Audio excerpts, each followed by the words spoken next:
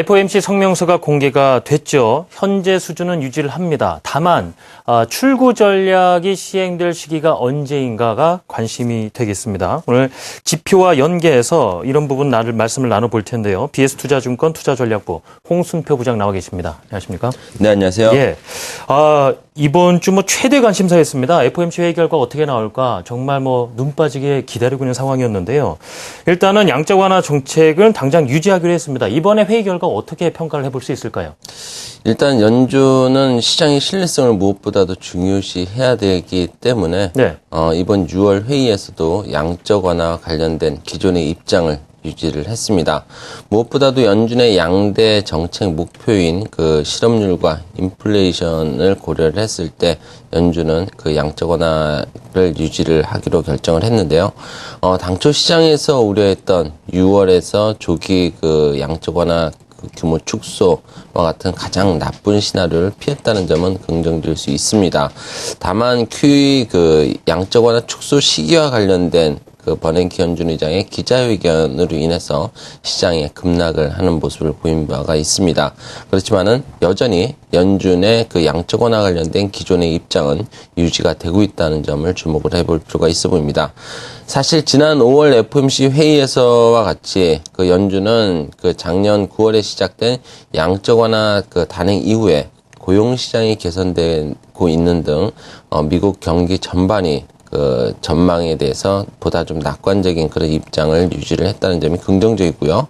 뿐만 아니라 연준은 그 글로벌 금융시장의 변동성 확대 요인으로 작용하고 있는 양적 완화 규모를 축소하기에 앞서서 미국 경제의 하방 리스크가 감소하는 것이 확인되면서 미국 경제의 지속적인 그런 개선과 또 향후 전망에 대한 신뢰감이 유지돼야 된다는 그런 입장도 유지를 했습니다. 미국의 경기 흐름이 충분히 강하게 유지될 수 있다는 점이 확인된 이후에야 미국 연준은 자산 매입 속도를 늦춰야 한다는 점을 다시 한번 확인시켜 준 것이라고 볼 수 있겠는데요.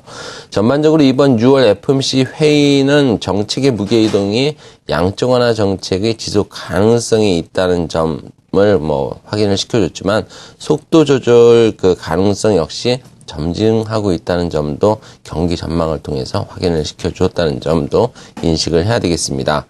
따라서 미국 연준은 최근 글로벌 금융시장의 양적 완화 규모 축소에 대한 우려감이 상대적으로 좀 지나쳤을 수 있다는 점도 시사를 했지만 여전히 향후에도 양적 완화 규모 축소와 관련된 우려감이 지속될 수 있다는 그런 가능성 역시 열어놓았다라고 볼 수 있을 것 같습니다. 따라서 글로벌 증시 연말까지는 어느 정도 간헐적인 변동성 확대 가능성을 예상을 해볼 수 있겠습니다. 그렇군요. 지금 연말부터 줄이기 시작해서 빠르면 내년 중반에 이제 채권 매입 중단할 수 있다라고 언급을 했는데 그 조건을 달았거든요. 연준의 예상대로 움직일 경우에만. 그러니까 어찌 보면은 가봐야 또 알 수 있는 상황이 아닌가도 싶단 말입니다. 이번에 언급했던 시기대로 양적 완화 어떤 출구 전략이 움직이게 될지 이 부분 여쭤보고 싶습니다. 어떤 글로벌 경기와 관련해서 특히 미국 경제를 위협할 수 있는 페텔 리스크 전혀 예상하지 못한 그런 악재가 나타나지 않는다는 점을 전제를 한다면은 현재 그 추세적인 그 실업률과 미국의 물가 수준을 고려를 한다면 미국 연준의 양적 완화 정책은 그 버냉키 연준 의장이 기자회견에서 밝혔듯이 연말까지는 충분히 유지될 수 있다는 전망을 해볼 수 있습니다. 실업률 같은 경우는 경기의 선순환 흐름, 즉 그 소비의 확대로 생산이 늘어나게 되고 생산이 늘어나면 이제 기업의 그 고용이 확대되고 다시 가계의 소득과 소비가 늘어나는 그런 좀 선순환 흐름을 나타내주는 대표적인 지표라고 볼 수 있겠는데요.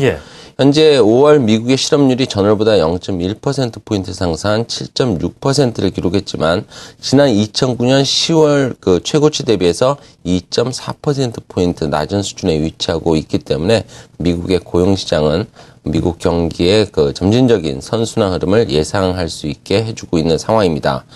다만 실업률이 2009년 10월 이후에 매월 평균 0.1%포인트씩 하락하고 있다는 점을 감안한다면 고용시장의 개선은 매우 점진적으로 이루어지고 있다고 볼 수 있겠고요. 현재의 추세를 그 0.1%포인트씩 하락하고 있는 점을 고려하면은 버냉키 연준 의장이 예상하고 있는 그 양적 완화 축소 그 시기 연말 정도면은 7% 초반대까지 실업률이 내려올 수 있다라고 판단을 해볼 수 있습니다. 그리고 인플레이션 측면을 고려한다면 역시 수요 측면에서는 소비여력을 훼손시키지 않는 그 가격 수준이고 또 공급 측면에서는 생산과 또 투자력을 훼손시키지 않는 가격 수준으로서 소비와 공급 측면에서 시장의 신뢰감을 반영하면서 역시 미국의 경기의 선순환 흐름이 안정적으로 유지되고 있음을 나타내고 있습니다. 5월 소비자 물가 상승률의 경우에는 전월 대비 0.1% 상승에 그쳤고요. 핵심 소비자 물가 상승률 역시 플러스 0.2%를 기록을 했습니다.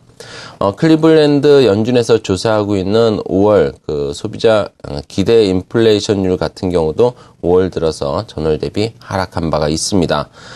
실업률은 연준이 현재 원하는 방향대로 진행이 되고 있다고 판단을 해볼 수 있겠고 또 인플레이션 압력은 오히려 낮아지면서 인플레이션 측면에서 경제 주체들의 경기 선순환에 대한 신뢰감 확보는 보다 좀 강화될 여지가 있다라고 볼 수 있습니다.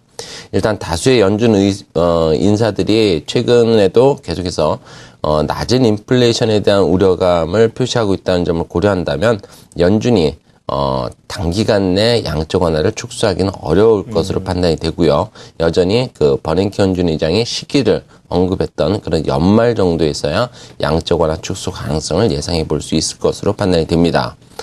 물론 미국 경기 흐름이 하반기에 보다 강해질 것으로 예상이 되고 있기 때문에 하반기가 될수록 연준의 양적 완화 축소에 대한 우려감은 좀 더 높아질 수도 있습니다.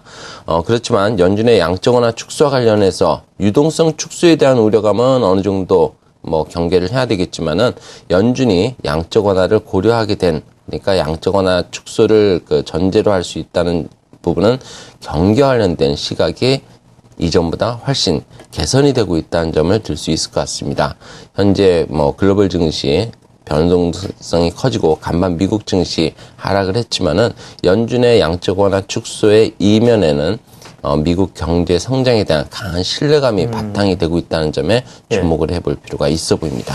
네, 지금의 미국이 보이고 있는 지표 통해서 양적 완화 축소가 어느 수순을 밟아갈지 말씀을 나눠봤는데요. BS투자증권 투자전략부 홍순표 부장님 말씀 들어봤습니다. 감사합니다. 네, 감사합니다.